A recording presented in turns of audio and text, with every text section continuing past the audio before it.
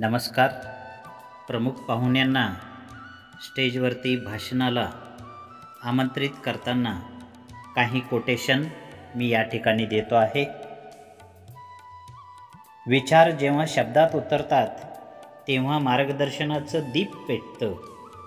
अशा प्रेरणादायी विचारांचं दीप आमच्यासमोर उजळावं यासाठी मी नम्र विनंती करतो आहे की त्यांनी आपल्या अमूल्य विचारांनी आम्हाला समृद्ध करावं. ज्ञान सांगितल्याने वाढतं आणि अनुभव शेअर केल्याने अनेकांना दिशा मिळते.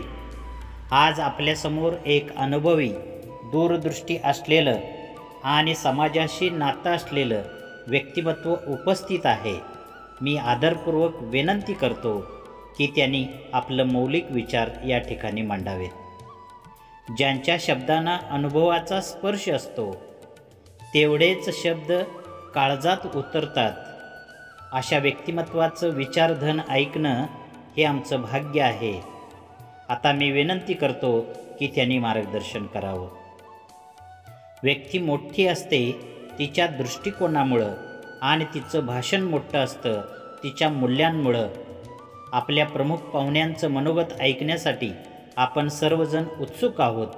मी त्यांना प्रेमपूर्वक आमंत्रित करतो की त्यांनी आपलं भाषण या ठिकाणी द्यावं.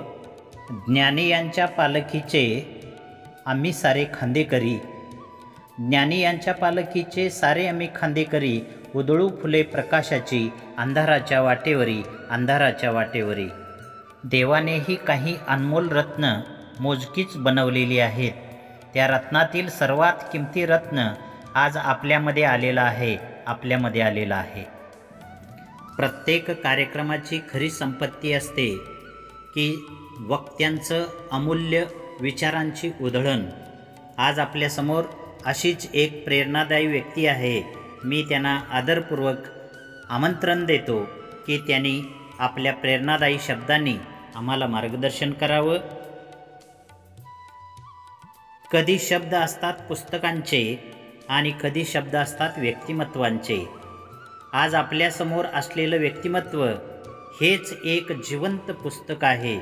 मी त्यांना नम्र विनंती करतो की त्यांनी आपलं मौलिक विचार आम्हाला सांगावेत.